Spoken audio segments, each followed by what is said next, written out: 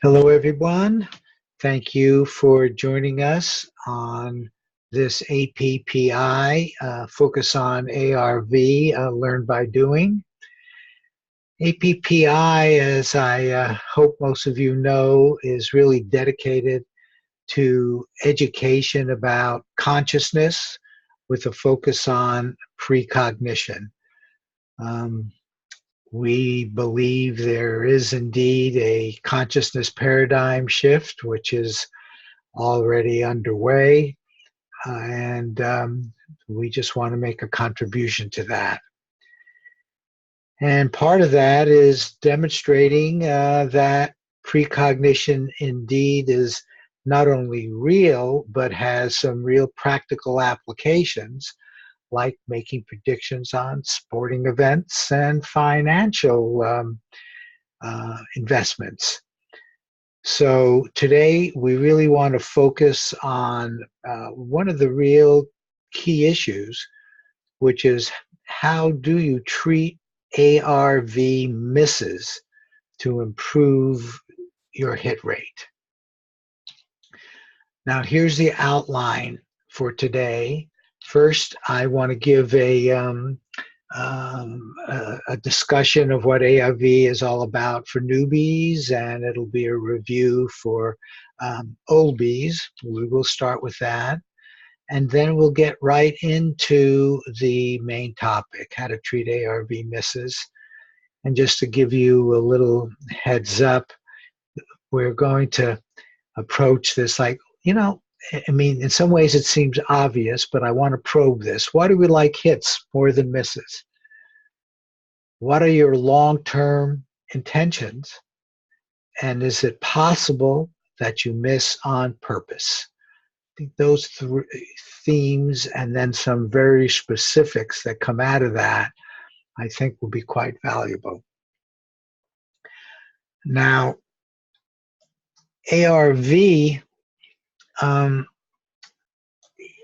really is,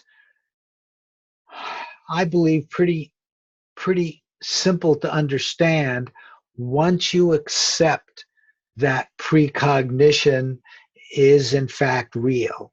And the fact that you're here means you probably do recognize that in a way we don't understand, you could gather information from the future.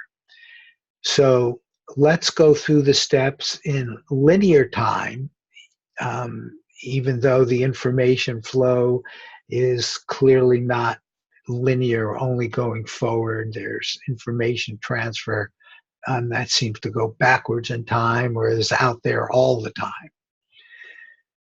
Now, in linear time, we start with the remote viewing session. And that basically has a tasking, a cue, which is describe and sketch your feedback target that you're going to see in the future. And during your remote viewing session, that's when you remote view your future target, okay? I mean, it's simple to understand once you accept the fact that you will have one and that you can get information from it. So the purpose of the remote viewing is to review your future target. Now,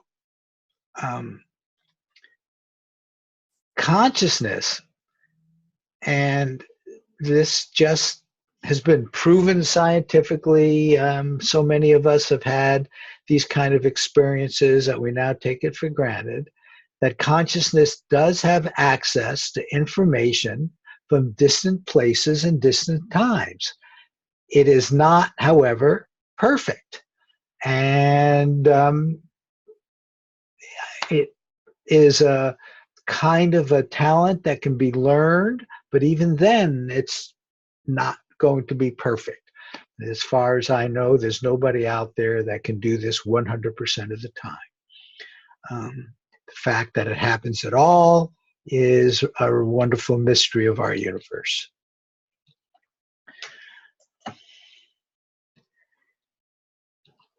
Now, the feedback session occurs later in time, and this is where your target is known to you. Here is where you, in fact, can describe and sketch your feedback target perfectly because it will be right in front of you. It will always be given to you in ARV. You will always have a feedback target.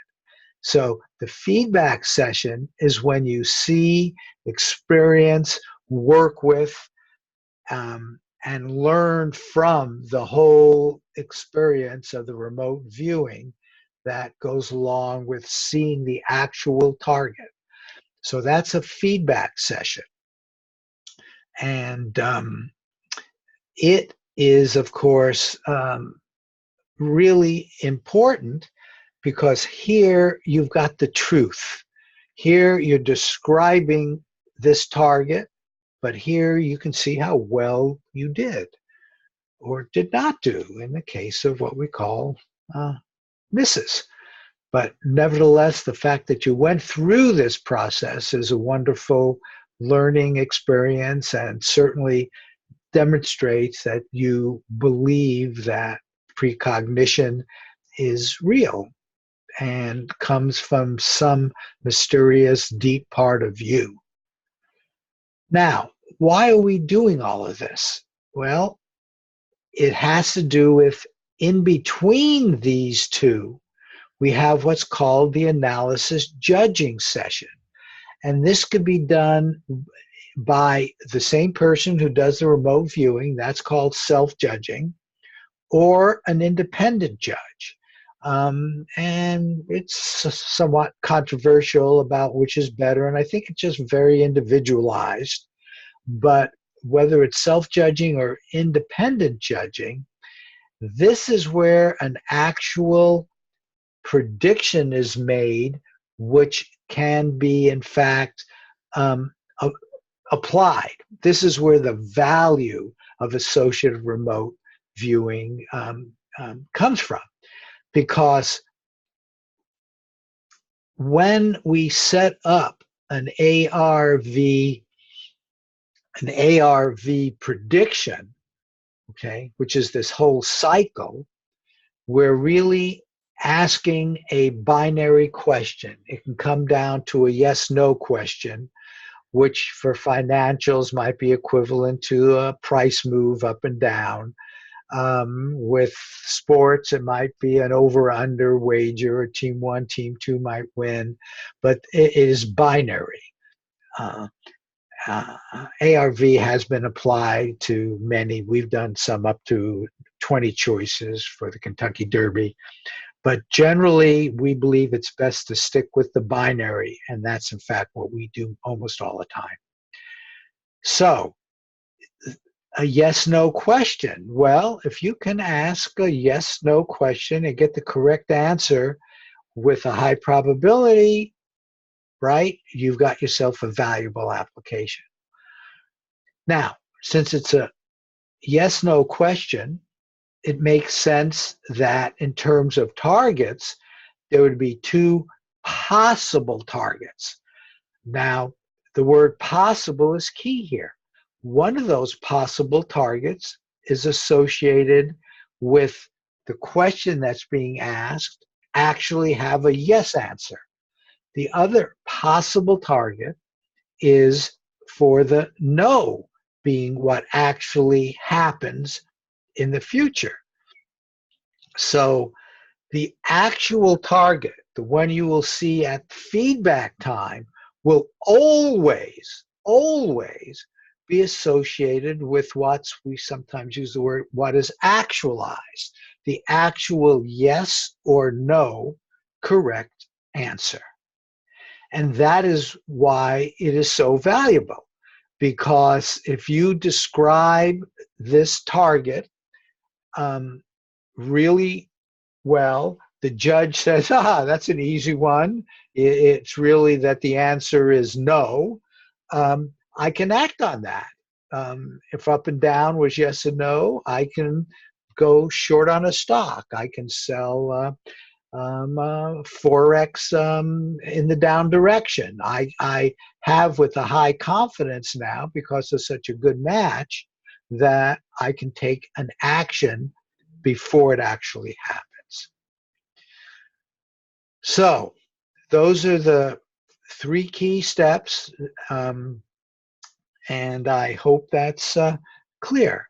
Now, I want to put some other angles on this to put this in what I think is a bigger context, and that is precognition. The way I like to define it is knowledge of something in advance of its occurrence. Precognition means knowing, so pre-knowing in advance of its occurrence through means not accepted by society's paradigm of time. And ARV is really an example of that. That's been proven to have odds much, much better than chance. Okay. Here now is another way of looking at ARV, Associative Remote Viewing. And I think it's actually extremely valuable because what we're doing is purposeful precognition, and to truly get that it begins with your feedback session is quite valuable. And notice the word begins is in quotes. The fact that we know you can share information from the feedback session with the remote viewing session shows how important this session is. And kind of in a sense of information flow, information attainment, it begins with the feedback session. So I just can't overemphasize how important that, in fact, that the feedback session is. Now, the remote viewing session, of course, is important as well. This is where the information is gathered, and the cue is describe and sketch your, and we use a 6-digit coordinate. Some people use letters, some people use mix of letters and numbers, some people just use the date. It is a tag, if you will. We call it a coordinate. It's also called a target reference number because it is intimately associated with this feedback target. That's what it is attached to. So it is a unique number, a unique coordinate associated with the actual feedback target. And our feedback targets are what we call photo sites. Now let me define that for you.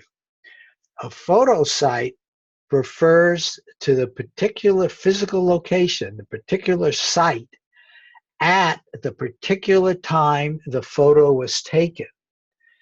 Now, consciousness, which does this all the time, is expected to move to that site at the time the photo was taken. And this is what's critical, to describe and or sketch what can be readily verified or inferred from the photo. So I don't want to know about what's going on 100 yards from what's in the photo, since guess what? The judge is going to see the photo. So your job is to describe what's actually in the picture, what the photographer took when he was taking the picture. Okay? That is your job as the remote viewer. So what's readily verified or inferred from the photo. Now, we've all looked at photos, and actually your consciousness, I think, tends to go to that place automatically. From a photo, you often might experience sounds, for example. If there's a big waterfall, you can almost hear the sounds when you're looking at the photo. The thing which I call first impression gestalts, the big picture stuff that hits you when you first look at a physical location or when you first look at a photo, those are the kind of things that come in. And of course, you get the visuals, you get the colors, the shapes, the dimensions, the sense, is this thing really big or is it really small? Am I looking at a microchip, or gosh, was this a picture of Saturn? Because our photo size can be anything that can be photographed. And then you can get sounds, smells, tastes, tactile situations, emotions. Your full nervous system is reporting to you during your remote viewing sessions. Your consciousness is able to pick up stuff which it gathers from what we call the submerged consciousness, your subconscious mind. Your subconscious mind is connected to all that is, the universe of collective consciousness, if you will, and the information is just out there. We don't understand how, but this seems to be the way the universe works, that you can get this information and you report it through your nervous system. So it can be anything that your nervous system can report on to describe the photosite. So that's what photosites are. Now, the analysis judging phase, which of course is very important because this is where the action that we might want to take in terms of the question we're asking is determined. This is where the prediction is actually made during the analysis judging phase. So always remember, the target is the feedback photosite, period. The judging involves two possible feedbacks and feedback photosite targets. The judge now will be given, and we have this all done online with the computer, so the judge can be you or somebody else, and the judge will have access to both possible targets, have access to your transcript, period. So it's the judge's job to rank these, and we use a system called the TARG system, 0 to 7. We're not going to be doing a prediction today, but most of you, have done predictions, and you can just imagine a 0 to 7 system. What you'd love to have is one target be a 7 and the other be a 0, but you guess what? That's extraordinarily rare. We do our best to make the targets as different as possible, and yet there are always some overlap. There's so many different aspects to targets, the colors, the shapes, sounds, inside, outside, big, small. There's just going to be some sort of overlap. The remote viewer ideally will pick up enough that it becomes clear to the judge that the remote viewer made contact with one target or the other much better. So what we'd love to see is like a 5 and a 2, where 2 might be random. And so then the prediction would be the higher number. And we do 3.5. Sometimes they're, just neither of the pictures are good, and we have passes. Nothing wrong with passes. No remote viewers on all the time. Okay, so I hope the ideas here, which are really easy to understand in principle, the art and the skill is in the doing of it. Now, I just want to bring this in, which is to be kind to your judge. What is true, based on direct experience of seeing it myself and so many other people seeing it, the viewer has access to both possible targets. I almost hate to tell you that because we don't want the viewers to like think that way in any way, shape, and form. But guess what? We see it so often that it just has to be acknowledged that this thing called displacement, which leads to misses, where a viewer will describe not the actual target, but the other possible target that wasn't the correct answer. And we've done this with lots of independent judges, and the remote viewer never sees the target he described so well.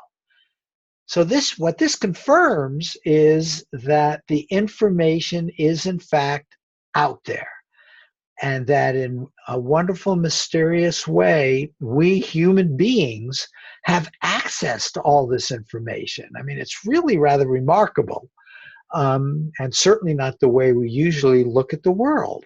This information is out there, it's ours, okay? So the idea here that sort of a subtask is for the remote viewer not only to describe the actual target, but describe it and make it easy for your judge and describe unique elements. I didn't always put that in this description, but I'm starting to now more and more because I know remote viewers can do that. We've seen so many sessions that are just right on with very little overlap. And so that's part of the objective.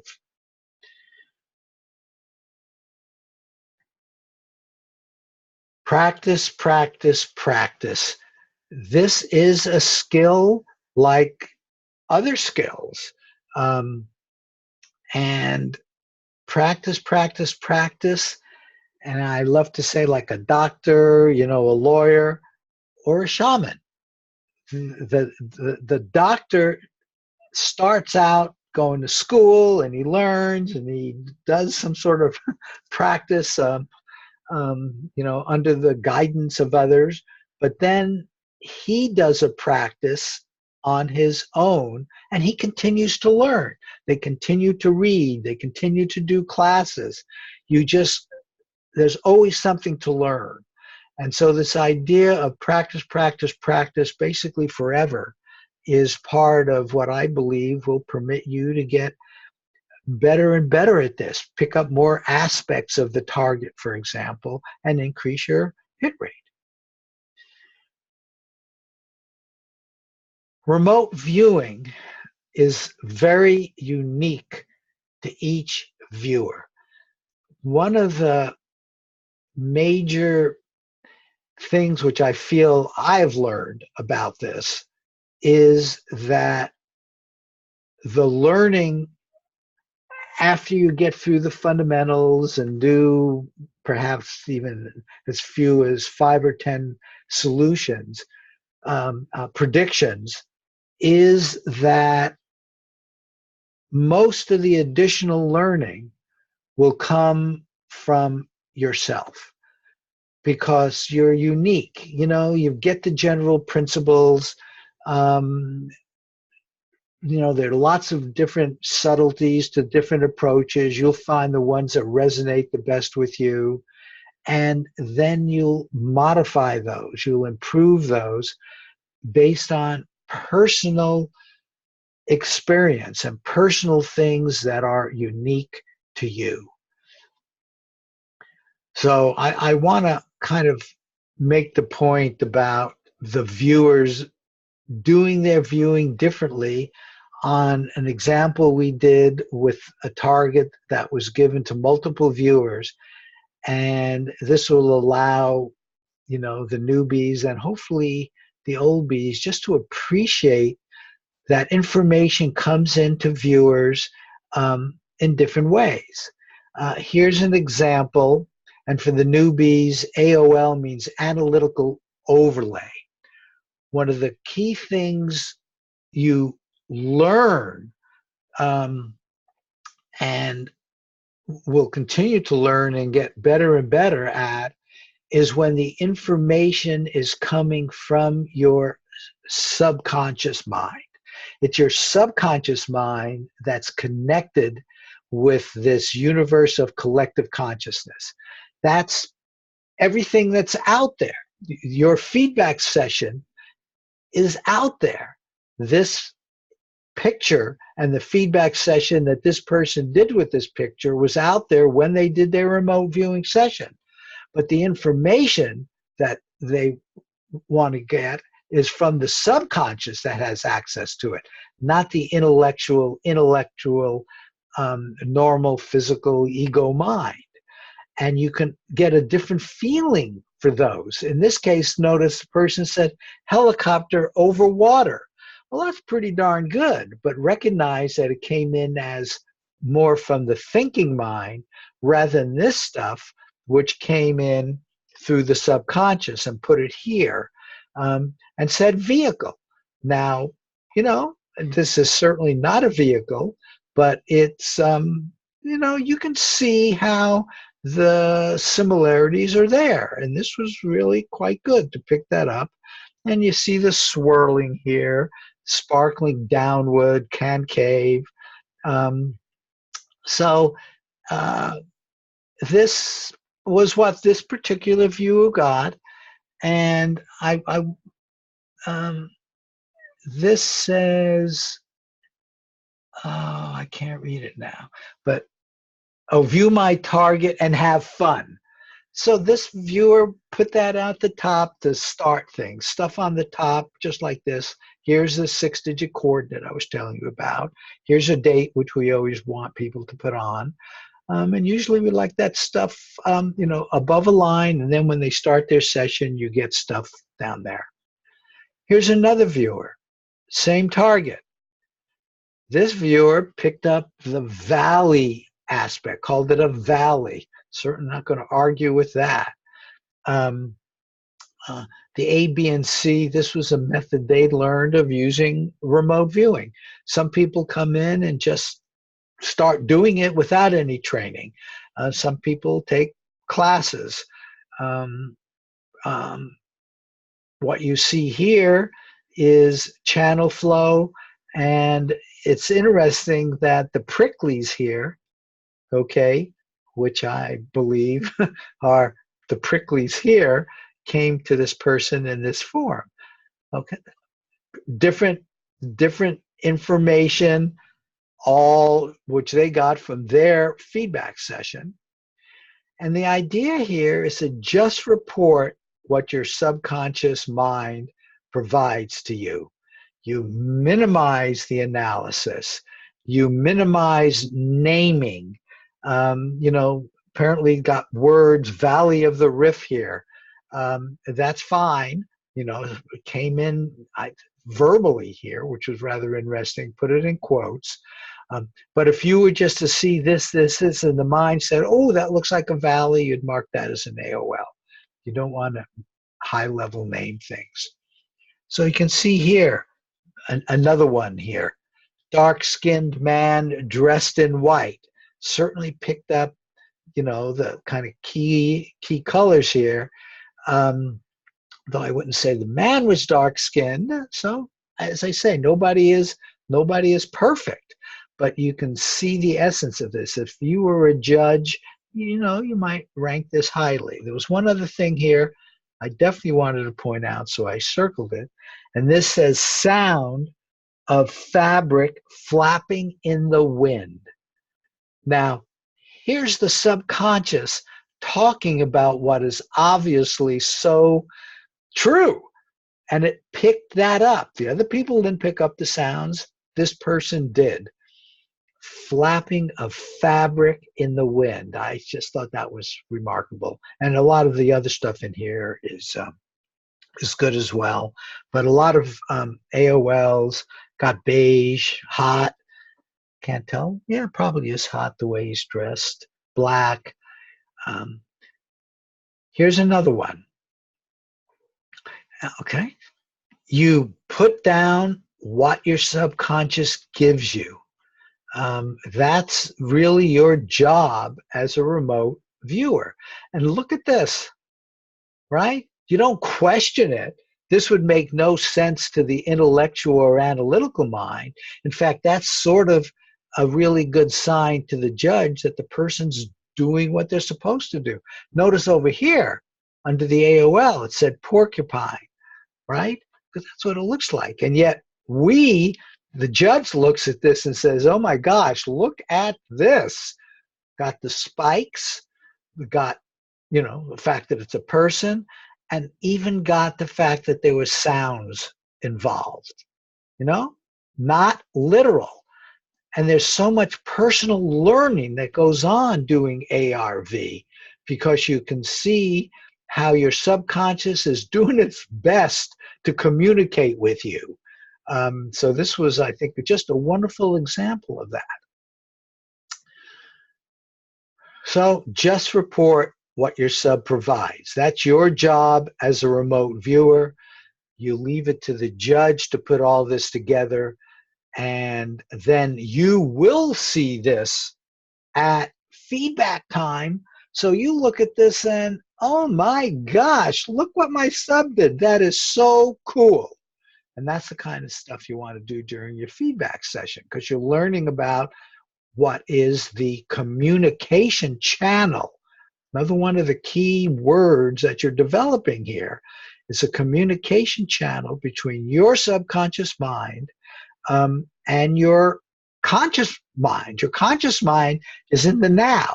I mean, that's what consciousness is. The only thing you experience is in the now. But your subconscious mind has access to all that is.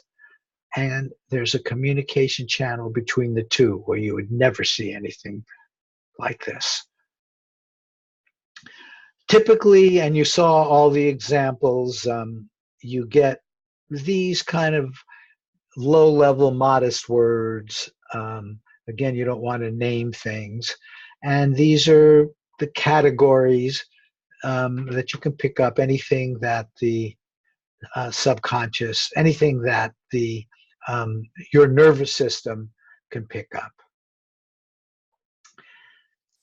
Okay, I will pause here in case there's any specific questions or anything.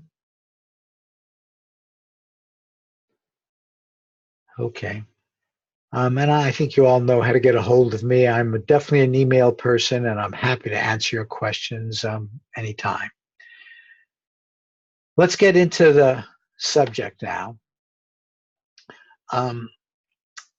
How to treat ARV misses to improve your hit rate. We have to accept that misses are real.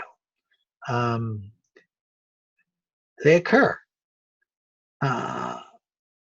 We've all heard the expression, there's more to learn from misses than hits. And you want to know something? That's true. And I'm going to try to show you how.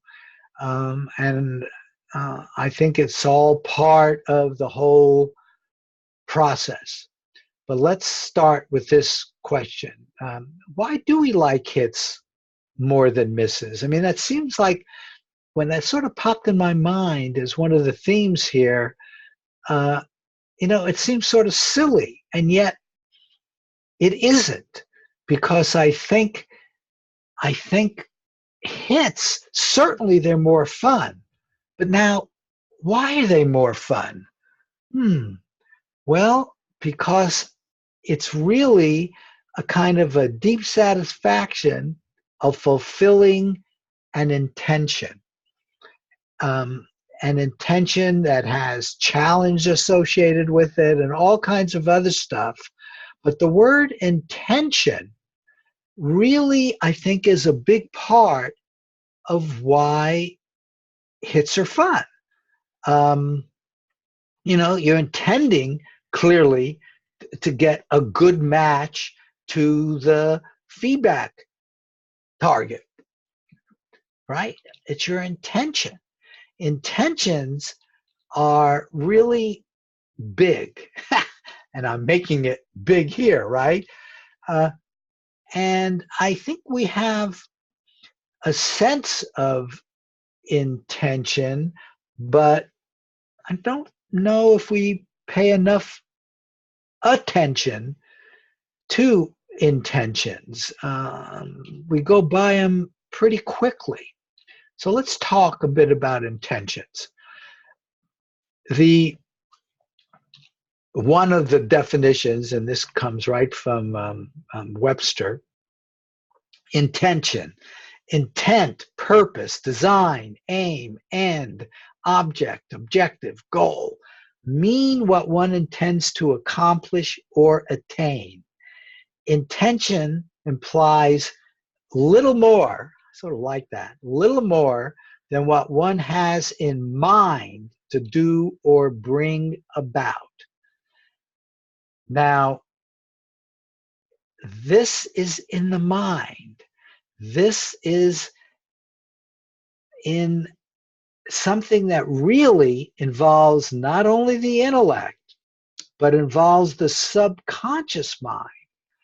And that's so important to get, because your subconscious mind has to be totally engaged with this intention. And intention is kind of subtle. There's like a moment when it occurs before you do like your RV session. I'd like you to do an experiment with me right now. Right now. I'm going to, but don't do it yet. I want you to take one of your fingers and touch your nose. Okay? In fact, do that now. Do that now. Take a finger and touch your nose. Okay? Hopefully you did that, right? Now this time you did it because I asked you to. Now I want you to do it because you're going to intend to do it, and try to get a feeling for the moment of exactly when you do it and when your hand starts to move, and what was the intention when all that happened. So sort of quietly pay attention to the moment when your intention begins to move your hand so you touch your nose.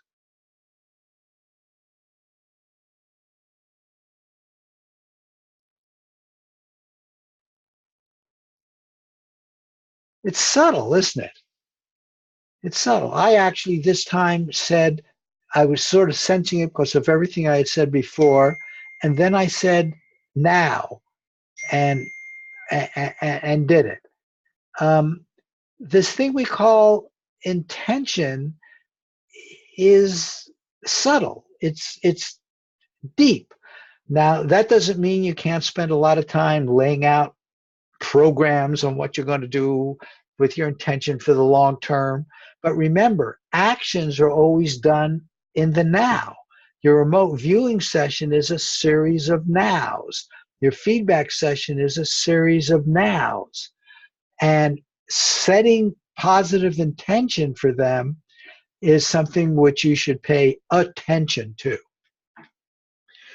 Now, there's more to intention. Like everything else, everything is entangled with other stuff, like your belief system, right? Your belief system is involved. If you were to intend to pick up 1,000-pound rock, and you might hold that intention, I really want to do that, your belief system would probably stop you.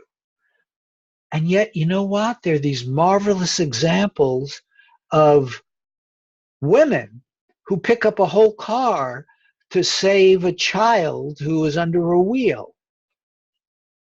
Um, hmm, that just, I don't know why I'm really moved by that, but I remember hearing several stories of that sort of thing.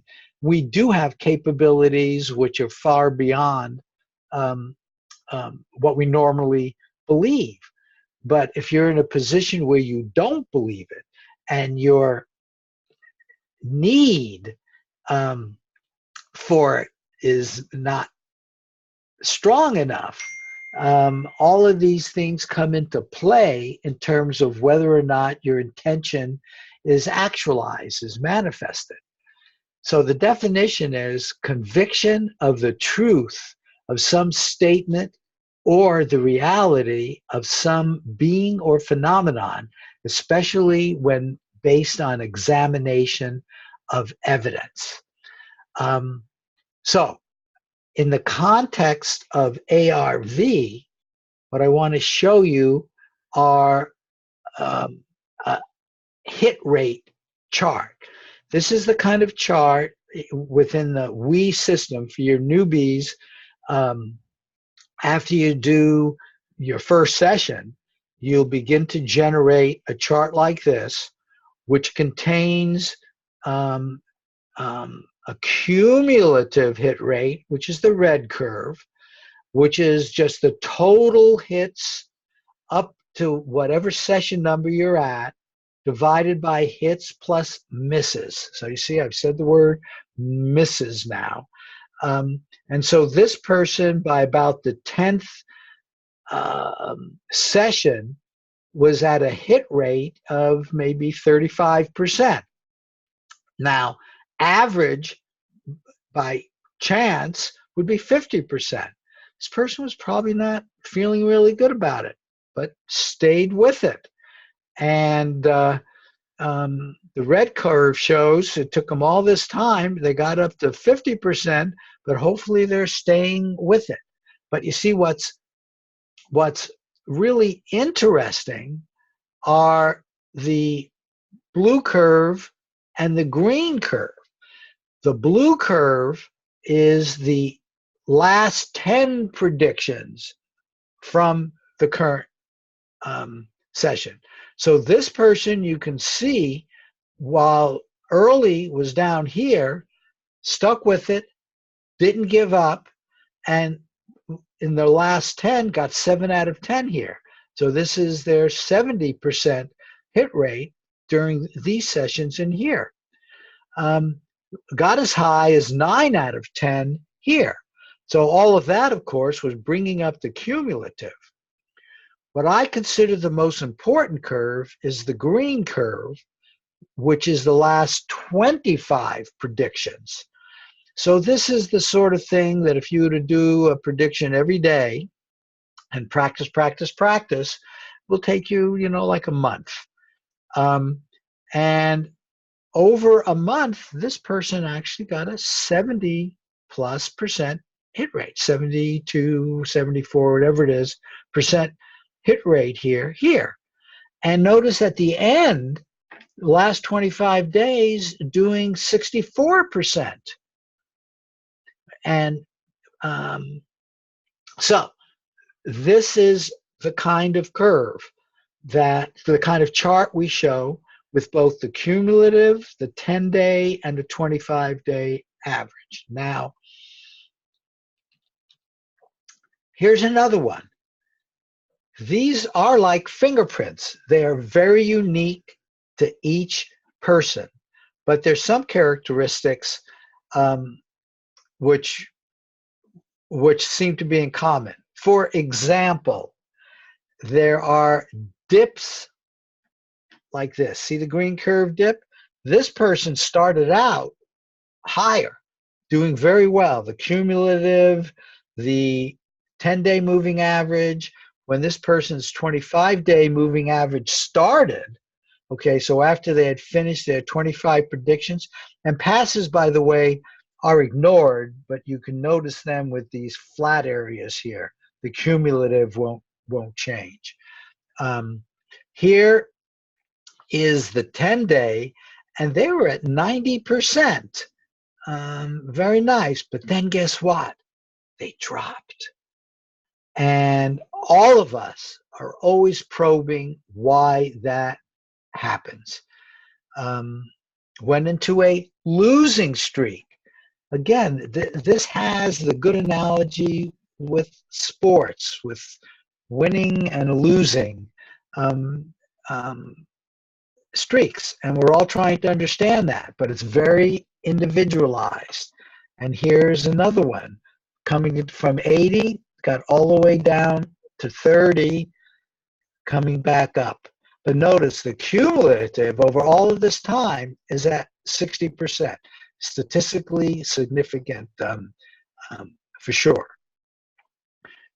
Now, very individualized. I want to show you two more, just so you kind of get a sense of how they're individualized and just the way different people do it, and why my focus on misses and what to do about them becomes important. Because ideally, if you're going to apply this, which is one of our goals and many people's goals, is you would love to have a person stay up here. Hey, stay up between 70 and 80%. Boy, everybody's a happy camper. And then why does this happen? And I'm going to give you some of the reasons I think it happens. But, you know, it's going to be different for different people. And again, look at this. But what's so significant is the recovery. Many, many, many years ago, I was talking about this at an IRVA conference, International Remote Viewing Association conference. And I pointed out to this dip, and Hal Puthoff told me, yep, we see that. He called that the U-curve. Very often there's a beginner's luck, or some, you know, good viewer comes along and starts doing this. And then he said there's a dip. It's like you can almost count on it. And then they come back up. We didn't talk about whether they stay up and all that for how long. It's been my experience that even good viewers, when they come back up, will stay up for a while, and then again they might have a dip. You know, they have lives. There could be all kinds of things that can contribute to that. Now, so this behavior is, I say unfortunately, but I don't think I should say unfortunately, because it's part of life. It's part of the mystery of what we're doing. You know, we're here very cutting edge. You won't see people watch themselves, get evidence, okay, and use it. I had a woman who was going through a divorce. We were able to easily identify what was going on with her. And she just said, I just really want to do this. And of course, I encouraged her to keep doing it because this made her feel so good. It was one of those times she got to relax, do something for herself. You know, who cares if you get a miss? And that was the mode. That was the mode she was in. Okay. Now, there's one other thing which is entangled with all this, which I feel is important to talk about, and that's expectations. And this is basically the definition of it in somewhat different form. To have every expectation of, so that's what we, you know, typically use it, of something, is to feel very sure that it will happen. So I have a strong expectation. So they have every expectation of success. And I think that's really an important thing to do. When you go into your remote viewing session, you should feel really good. You should feel positive. You should be in a state where you have every expectation of success. They believe they will succeed. Now, a lot of people in response to that will say, yeah, but then when I get a miss, I feel so terrible. Well, yeah, okay, but don't you think it's good to get in? Maybe you don't want to use the word expectation or whatever, but certainly to be in a good place. An expectation of success is a good place. Just feel really, really good about it. Makes sense. And this has been the way I've always talked about it up to now. Joe McMonagle, probably the best public remote viewer in the world, and Ed May, who's worked the science of this for decades, took over from Hal Puthoff at SRI and is still doing work. They wrote a paper, The Possible Role of Intention, Attention, and expectation in remote viewing, and guess what? They concluded that it was extremely important. But there is another point of view, and I want to put it out there um, because these things all have to resonate within you. That's all that matters. And this is from Tony Robbins, trade expectation for appreciation. And that is sort of a interesting one. You know, any of you that are afraid to get into expectation of success because you're worried about misses, and drop that, please. But you might just get into a positive phase when you do your remote viewing session by just appreciating that you are exploring, and you really are exploring consciousness, and just appreciate that. And you're working to learn more and more about yourself, your deep consciousness. That's pretty remarkable. And so, you know, yes, you may be able to substitute things for this expectation of success. But in one way or another, you're doing this and you're certainly hoping for success. You want your hit rate to be as high as possible, period. Now, long term, what are your personal long-term ARV intentions and expectations? You know, some of the people that come here are just trying to understand it a little better. What is this precognition stuff about? Learn a little bit about it. They might actually get a few hits and say, you know what, I really think this is real. You know, if you hang here, you don't have to hang very long until you see really good examples, or you'll do a good example. And you might want to go away and say, okay, good, great, this was nice. Or you might be one of those people that go through a dip relatively early and give up and say, hey, I don't believe in this stuff. Look, I couldn't do it. Whatever. But the real interest, and I think your personal interest, and certainly my personal interest, are in those that are interested in doing this precognition, this psi kind of work for the long term. So doing ARV, where we indeed apply it, at least most of the time, to investing in one form or another, what is it? Is it for making money? And you don't have to probe very long when people say, yeah, I'm in it for the money. You ask them why, and there's always some good goal for them. You know, they don't want to put it under their pillow. And so there's certainly nothing wrong with that. Money is energy. And I'd love people who have this expanded point of view to do that. Are you trying to learn a brand new skill? Great, and maybe a brand new skill that you can apply with your other psi skills. Like there are people out there that do remote viewing to look for missing persons. Well, you know what? ARV will help you with that skill because you get feedback every time. You can do one every day. And so there's a lot to learn and improve your skills. So there are a lot of people who are doing it for that. You're doing it here to expand your personal consciousness. Other reasons. But I think it's good to kind of really dwell on that. You know, not only what are your intentions, but what are your expectations?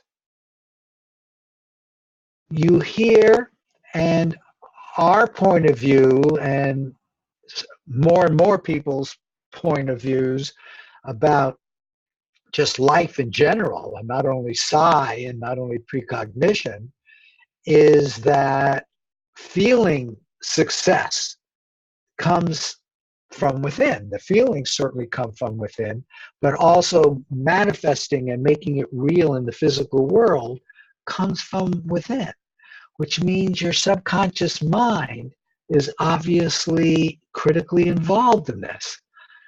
So I really want us to do an exercise. We always do this. These things are called learn by doing.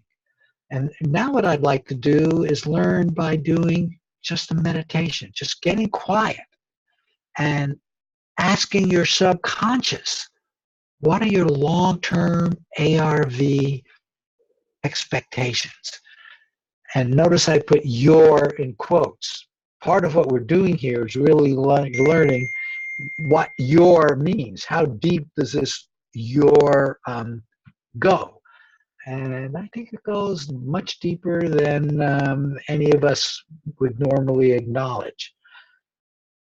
So what I'm going to do is set my timer here for 5 minutes, and just as a personal meditation, just for you, what are your long-term ARV expectations?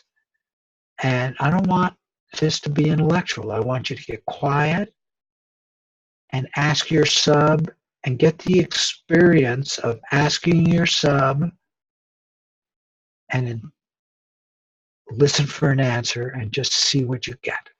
So let's do that starting now.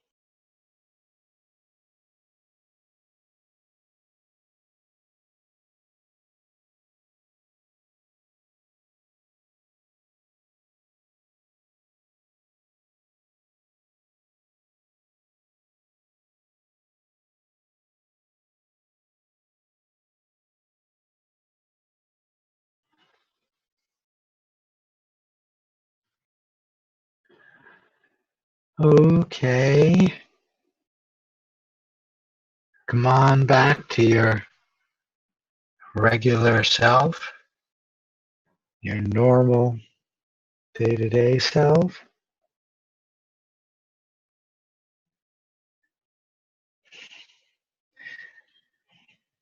Yes, I hope it was enlightening. That's beautiful. This idea of communicating with your subconscious, which is what ARV is all about, is so powerful. And ARV will allow you to get better and better at it. So you can ask questions like this. You can ask any type of question that you would like, and you'll be able to distinguish what's coming up from your subconscious versus your intellectual, normal day-to-day ego self. Nothing wrong with that. That's a wonderful part of you. Don't ever diminish that. But it just doesn't do the same things and doesn't have the same capabilities that your subconscious mind has. So I hope that was useful for all of you. Okay, now let's get into this theme, which fits in terms of what is your long-term objectives. And misses certainly fit into that. And this question, is it possible that you, and I make that big because when I say you, I mean all of you, no matter how big you think you are, you're bigger than that. And is there a reason that the miss, which happened in your, life for one prediction, okay, so it's right, a small part of the bigger you, could it have done that on purpose? And I think, believe, and feel it's related to what Einstein said. Once you stop learning, you start dying.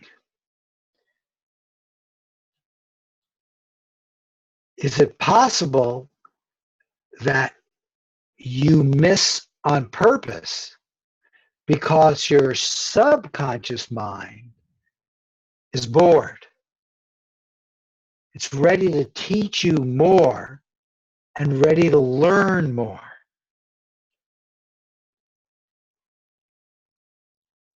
Does it want to teach you something? And boredom, I connect it with boredom. It may or may not. I may just want to teach you something. I don't know. But boredom may be part of it. It may not. What you're hearing from here is uncertainty about the reasons. Hey, how do I know? Um, um, and when you get a miss, you might ask your sub, just like we did. But when I see people, really good viewers, there's no doubt they're good viewers, um, go into this losing streak, I always suggest that they ask their sub what's going on, but looking at it from the outside, it might really make sense that your subconscious wants to teach you something, wants you to participate in that, to find something to make it interesting. And just let me give you examples. Over and over, I hear people say, oh, I missed this particular photo site because it was dominated by big colors and I should have gotten the colors and I just don't do colors. Other people will say, I never get people. There's this negativity in them. Well, you know what? Maybe this is just the time to work with your sub and learn how to do colors, learn how to see people. Just an example of how you can make it interesting for yourself by getting into a mode where you're going to be learning. That just resonates so strongly with me. That's why I'm sharing it with you. You know, it's all I can do. Yes, I've been doing this for a really, really long time. Um, and I can just give you what I believe will be helpful. And I think that boredom, that the sub is doing this on purpose sometimes, um, is sort of the key. That this thing called displacement, when you get a really good description of something that your sub never sees because it was the wrong possible target, and this happens over and over again in independent judging, and so the viewer never sees the target did such a good job of describing. Sub, why did you do that? Right? Why? Um, and it certainly seems like it was done on purpose because it's too good too often. So just sort of take that in, this idea, um, and that I'm connecting, but it's really separate. The idea that the sub did it on purpose, period, is a major idea and thought. Um, and then boredom just says maybe it's ready for you to make it more interesting. You know, people come up with ideas for me to make it more interesting, you know, and we've done different sorts of things like that. Other people have experimented with videos to make it more interesting. None of that is the key. What's going on here is in you. So just sort of take that in terms of learning from your misses. That's the key thing. Einstein was right. And I think we all know that. You know, when you stop, and learning is, you know, kind of a very, very deep word and concept. Um, your experiences usually teach you something of one sort or another. You know, there's book learning, and then there's learning at the intuitive level about things. Um, we have a sense of learning at multiple levels. And within the ARV structure, there's always more to learn about yourself to improve yourself. So, another key word that I believe misses are always pushing us towards is creativity. Uh, you know, the idea of the two sides to the brain, one being intellectual, one being creative, and there are, in fact, stuff that goes between them, even in the physical sense, so there are connections. But these two actually do have two rather separate looking lobes. I've seen pictures of that. Many of you have too. But your subconscious is connected intimately to both of these. Your subconscious knows about the intellectual, it knows about the creative part. All of that is connected through this universal collective consciousness, the all that is, that the sub has access to. Now, take that in. Be creative in getting out of the boredom. Find something interesting to you that you can use. And here's another Einstein quote that seemed very relevant here. Creativity is intelligence having fun. Okay, all of this, if you're not enjoying it, you should do something else. And certainly the last thing that misses should do is get you, you know, pissed off and unhappy. And yet we'll all have that first reaction when you first see it's a miss and all that, sure, there'll be a negative reaction. But then turn it around and make lemonade out of lemons, and do that in creative ways, which include creative ways of getting better at this. Now, here's another quote.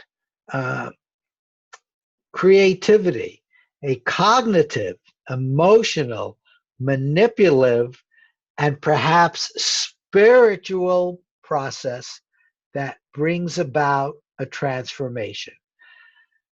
This work that you're doing, that I'm doing, that we're doing in this psi world, in the world of precognition, remote viewing, is in fact spiritual, because it's bringing in all that is, the universe of collective consciousness.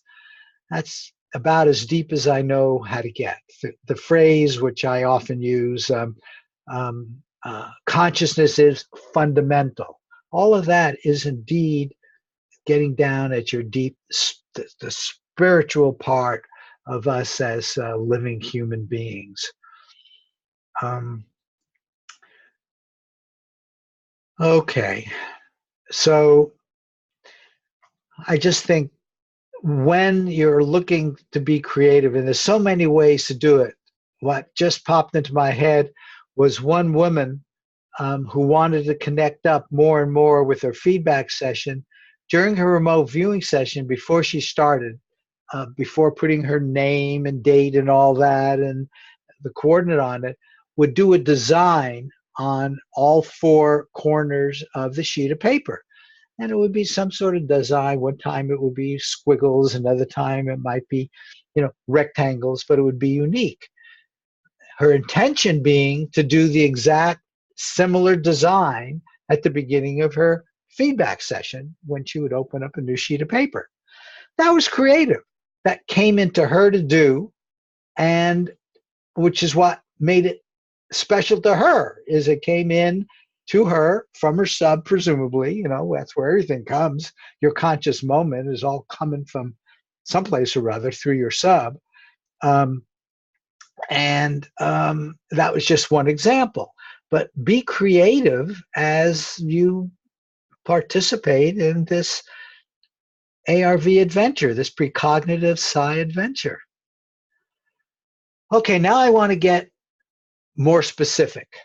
And I hope I guess we've been going for a while. You might stretch a little bit because we're about to get specific now.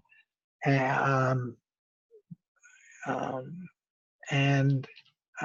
I hope these ideas will resonate with at least some of you. I'm definitely coming from a place where I recognize that the viewer is in charge.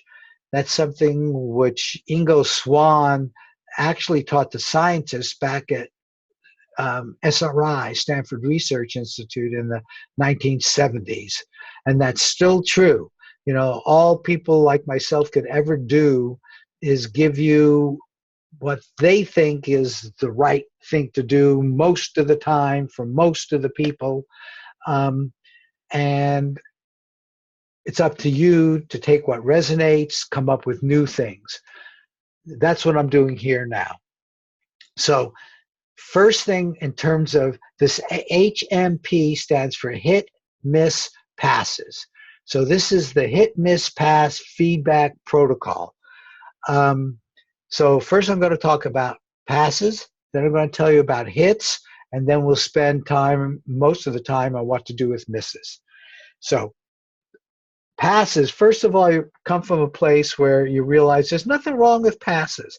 One of the biggest mistakes I think are mistakes, I see people make are, hey, I've put in all of this time with my remote viewing session, and now I'm doing self-judging, or the judge might make this mistake. Hey, the remote viewer put in so much time, I'm just not going to give him a pass. I got to go one way or another. Okay, there's just nothing wrong with passes. The objective is, from a pass, just like from the hits and the misses, is to learn how to get more hits. Okay? You never stop learning. You recognize that your subconscious is there to teach you how to do that, and the passes are an opportunity to learn something. So, first thing is you take full responsibility for the fact that it's a pass. You don't blame anything. You don't blame, hey, those were terrible possible targets. Um, um, you just take full responsibility. And you begin to probe internally. Now, remember, all of this is during your feedback session. So you have in front of you your transcript and the actual target. And you can review, how did your remote viewing go? You might get feedback from your judge, which might be you. How was your judging? How did all that go? And then look at the actual target, look at your transcript, and here's where you can very specifically learn something. What do you wish your subconscious had communicated to you on your transcript?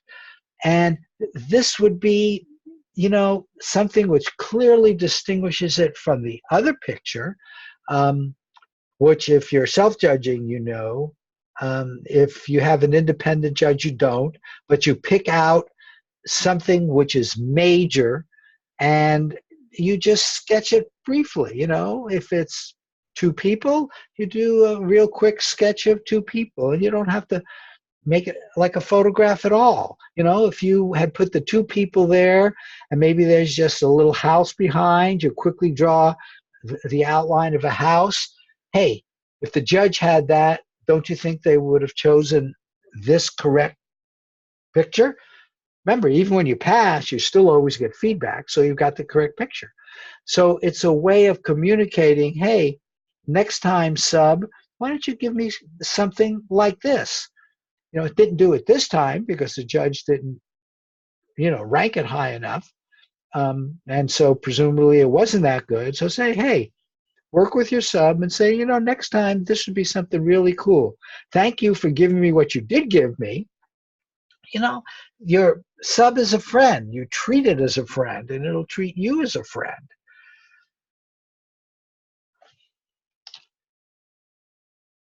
Okay, what about the hit feedback protocol? Again, you want to encourage more and more hits. This time, you celebrate. Come on, you want to feel really good.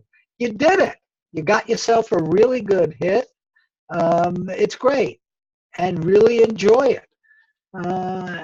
Everything we're doing here is to get us to have more and more hits, right? So feel really good about it. Notice all the matches in your transcript. Always do that. Be happy. Feel happy. Really happy. Take the time to really take in that this worked. You get to learn from that, Whatever you did, it worked. Your communication channel does indeed work.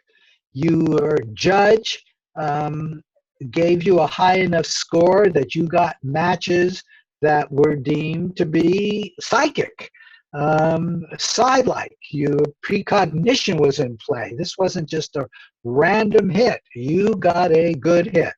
And this idea of the communication channel worked. So feel really happy. Somehow this communication channel, and you don't have to understand it. I certainly don't understand. I don't even understand how my car works. But it works. I know how to drive my car. You're learning how to drive your communication channel. And it's something between your consciousness, which is the now to now moment, your subconsciousness, and this universe of collective consciousness where all conscious moments, including all of your future feedback moments, they're already out there. That's the perspective of the UCC. Have an M&M. That was one of the famous things that Ingo Swann used to give people when they did something right. Do something that makes you feel really good. I don't know how else to say it. Do feel really good. Enjoy the moment, and you're never going to stop learning. Your sub is enjoying all of this too. Oh yeah, okay, hey, this is what we really want to do, and I feel really good about it as well. Now, what about the miss feedback protocol?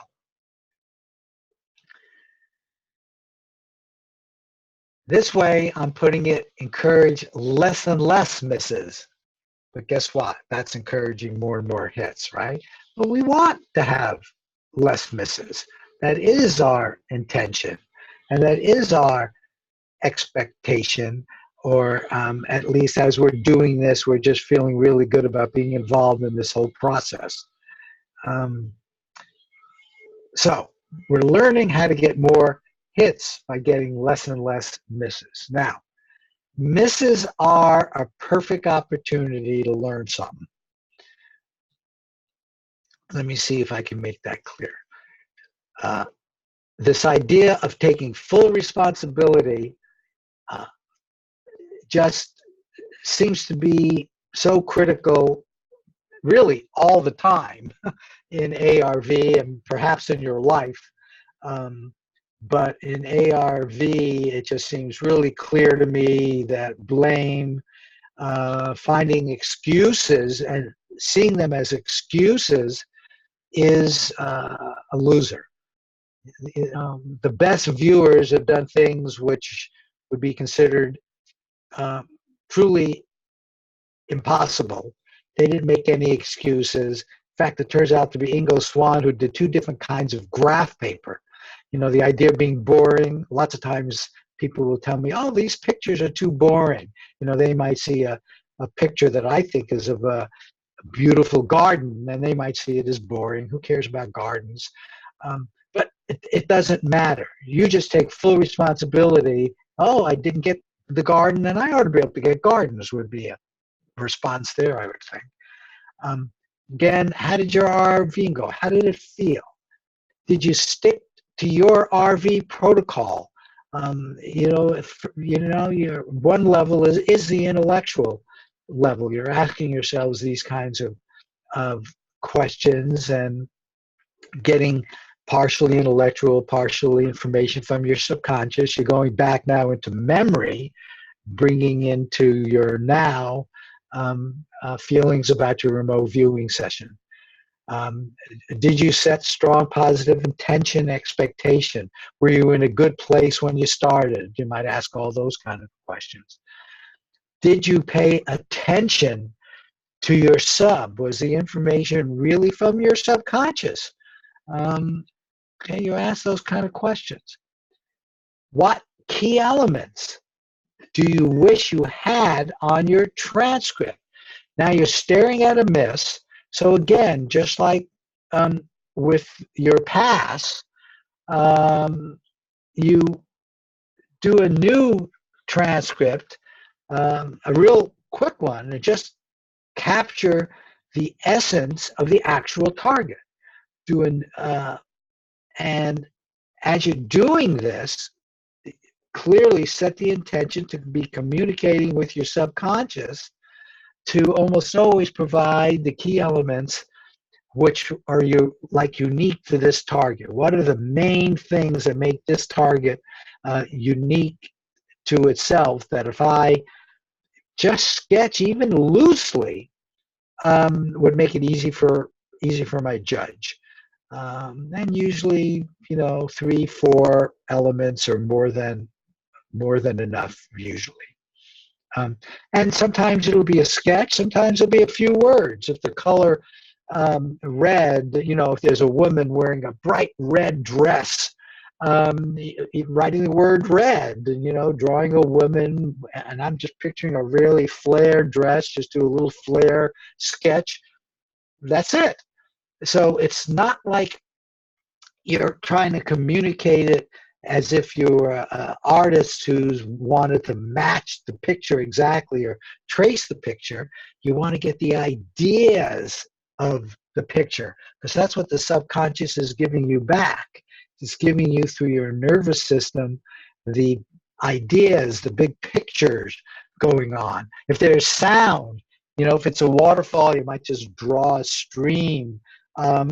and feel the water. Put your fingers in the water this time and feel wet and say wet and learn what water feels like. But you really work the target now, and you use this and spend time with it. So with the misses, I'm suggesting you spend a lot more time with the misses than you do with the hit and the passes, where your intention is to learn to get better at it with this particular target as your example. Now, self-discipline, a positive attitude about learning is really so important. If you can bring joy into this, wow, how mysterious that I could be involved with this sort of thing. And I am. And I know I'm going to get better and better at it. I'm going to get there. Now, what is there? You know, some people feel they're already there, no matter what. They get a hit or a miss because they want and are enjoying the experience. Most of us want to get more and more hits. So that's a there. But then at what level? Do you want to have your your hit rate curve stay constant between 70 and 80%, between 60 and 70%, between 80 and 90%? Okay, so that's up to you to define, and that might change in time, just like your expectations, and things change. But just feel good about the fact that you will, in fact, get there. And there's a lot more going on than just the hit rate. That's a quantitative thing that we can use and we do use. But what's also going on is the deep you and this communication channel, which is so important for your entire life, including your health. I've done lectures connecting all of that sort of thing, webinars connecting that. What could be more important than building up a better communication channel between your now conscious mind moments and your subconscious that's connected to all that is?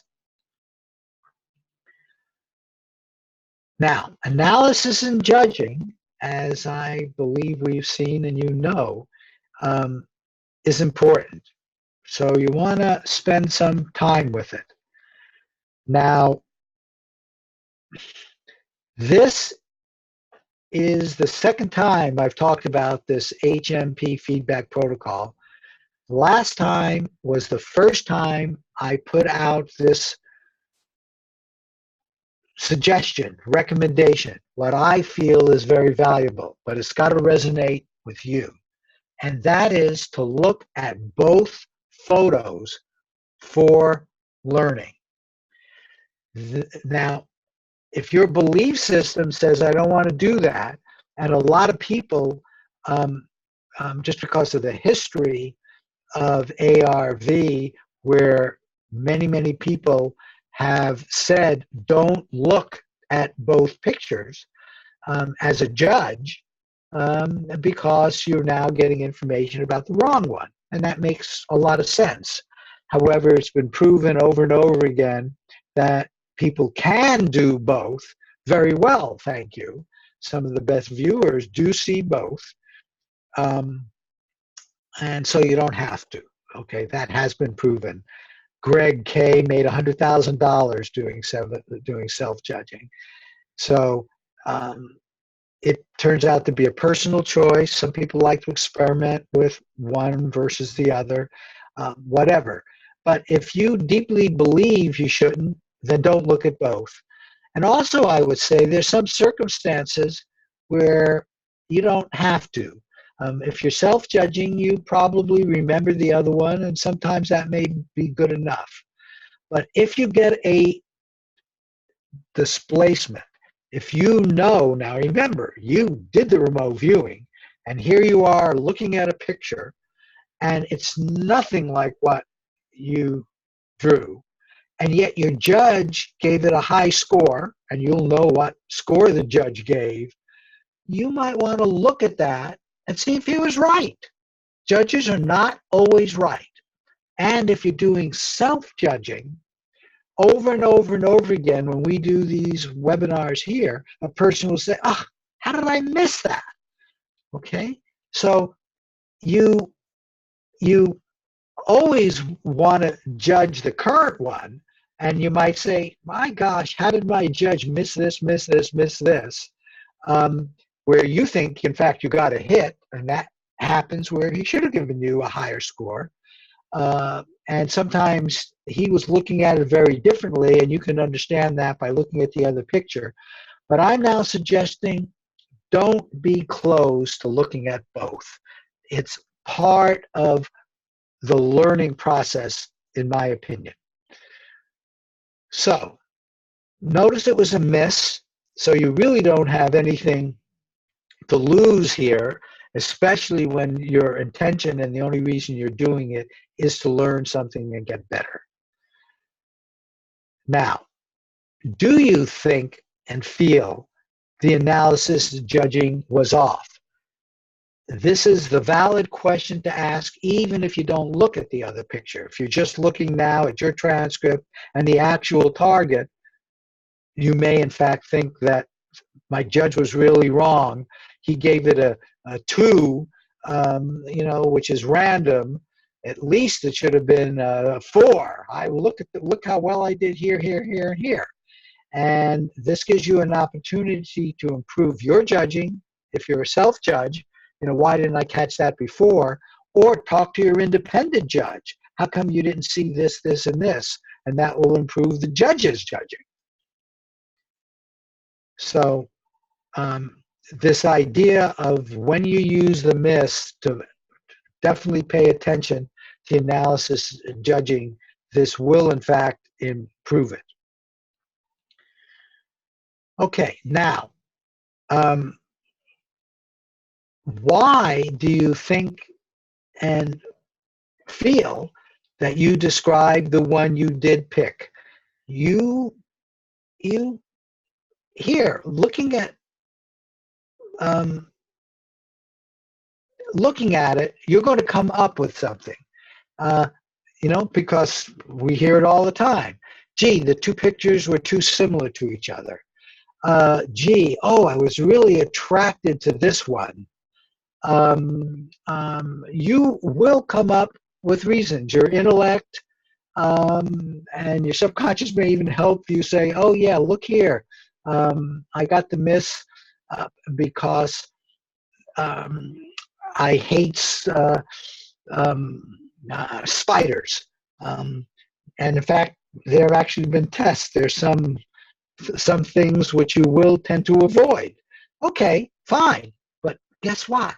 That's not a good enough reason. You're working to get over that. You're working to be able to describe the correct target no matter what. So get those reasons and then work them, disappear them. Get into a place where you and your subconscious say, "You know what? I'm not going to let that happen in similar situations in the future." It might be that the winning target had people, and you say, "I never get people. I'm really good at inanimate scenes, but I don't get people." Well, get over that. If that's the reason that comes up, this is the opportunity to get over it. And that's why the misses are so valuable. So the whole idea, again, is to learn something with your sub.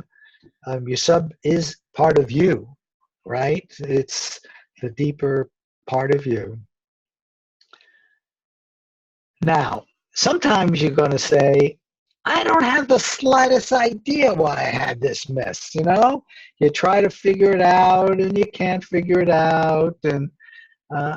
And so again, and you've heard me say this several times in different contexts, and this is why it's so important to actually do it, because the more you do it, you'll get better and better at it. and that is ask your sub. Ask your sub, and something will come up. And you begin to trust your sub more and more as you do this more and more. Well, period. And there might be an ego part of you that will still not always follow what the sub says. You know what? That's fine. That's part of the learning process. This is for you.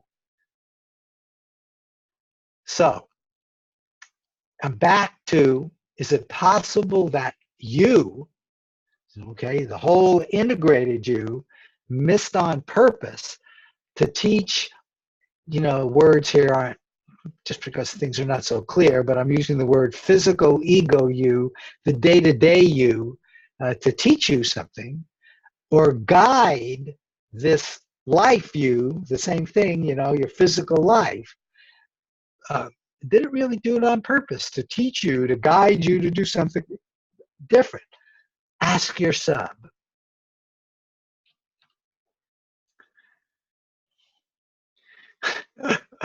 I found this, and I hope ultimately it comes down to you. And lots of times, being afraid of spiders, for example, hey, most of us have never been bitten by a spider, but even if you've been bitten by a black widow spider and survived, I can understand that. But maybe it's time to get over that. Or maybe not. Hey, you may decide, you know what, I'll take misses on spiders. And fine, and just move on. There aren't that many spiders in there. But it's working with your own inner deep self. Stop looking outside for scraps of pleasure, for fulfillment, for validation, security, or love. You have a treasure within that is infinitely greater than anything the world can offer. That is just a wonderful, wonderful quote. Look within. Okay, let me summarize and close this now. Joe McMonagle, many, many, many years ago in an interview, basically was talking about remote viewing, which of course is the first part of what we do in ARV, and it's also true of the other parts. And he summarized it simply by saying it's all psychological. That's another way of saying it's all the inner stuff in you that matters in terms of remote viewing, ARV, and frankly, life. In spite of any evidence to the contrary, develop new actions to support knowing that you will achieve a steady 70% to 80% plus hit rate, and then learn more and more about you. So my recommendation here is, with your intentions and expectations, do get a feeling, and this might involve a conversation with your subconscious. What level would make you feel really comfortable?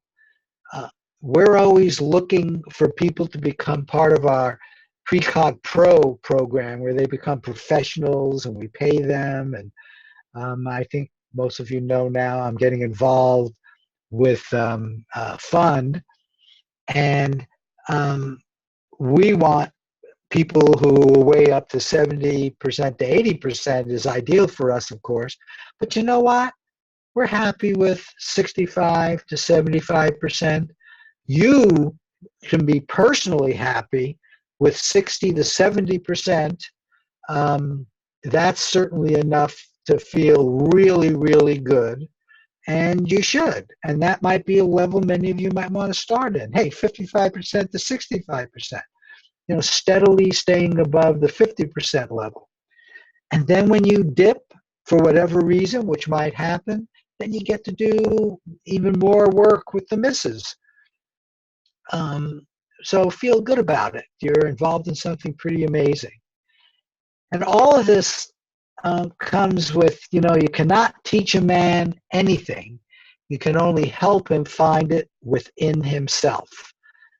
Yes, I'm on this theme because I believe it personally so deeply, and so I share it. Ultimately, it is up to each of you to establish your own hit rate, to establish the continuing long-term learning about yourself. Take full responsibility. This idea of full responsibility for the remote viewing session, the judging sessions, the feedback sessions. I don't know why I didn't have it there. I'll certainly add it next time. Full responsibility for everything involved in the ARV process. Always learn something. And ask your sub, what do you suggest I do to improve my long-term hit rate? The misses are the perfect time to do that. And every time, why not? It's probably giving you a miss so that it can get asked that question and give you back information. Okay? It's using this as well for you to grow. Ultimately, it's all you. You're doing the remote viewing session. You're doing the feedback session. It's a kind of precognitive telepathy, mind to mind. The mind at one time and your mind at a later time. So I like to call that, and I believe it is in every real sense, a precognitive telepathy. You're not the same person here as you were here. Time changes us a little bit. Anyway, I like to think of it as a kind of telepathy, mind-to-mind telepathy. ARV begins with the feedback session, causing, in quotes, because the whole issue of usually we think of cause going forward, but now it's causing information entanglement. This information is already out there. So it's an entanglement with the remote viewing session. So this is being entangled with the earlier one. And this communication channel between your conscious mind and your submerged conscious mind, your subconscious mind, is what's going on. So saying this in many different ways. And all of this, hopefully, and I certainly wish it for all of us, leading to healthier, wealthier in the deepest sense of the word wealth, where it gets shared, and wiser. Lots of wisdom, hope comes from this. And with that, I'll thank you for your attention. And if there are any questions or comments, please turn on your mics now, and I will look at the chat box. This is what's around you, opposed to other dimensions. Yeah, dreams are big. Diets and exercise.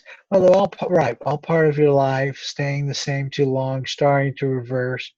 Perpetual fields. Okay. Yep, Anita, certainly.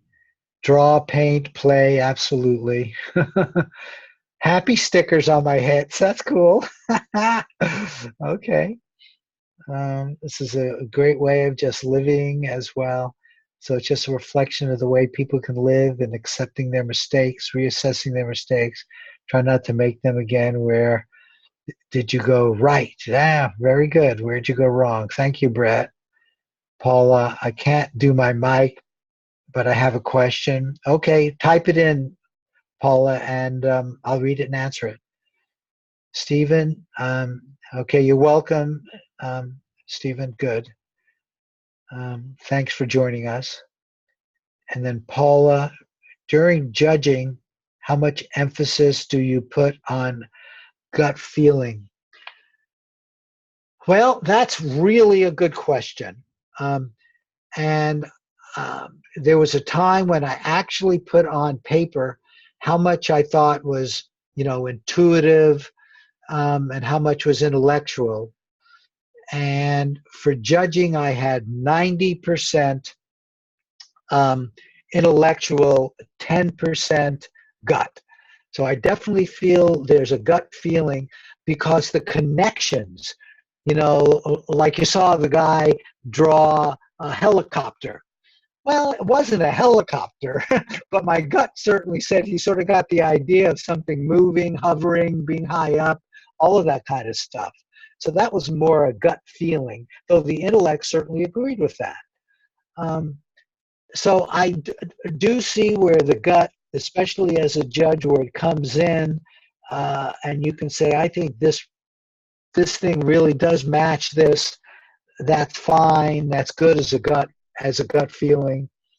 I also would say, like many of the answers to these kind of questions, just pay attention, write it down. We have places where you can keep notes. Write down, when I judge this, there's a note place. I judge this. I ranked it higher than my intellect because my gut said it should have been higher because this I thought was a really strong match or, whatever. And then you do this enough times and you'll be able to see a pattern. Yeah, my gut feeling really does work. Okay, Bill said, I would love to see the questions, but I have. Okay, thanks, Bill. Um, Thanks, Bill.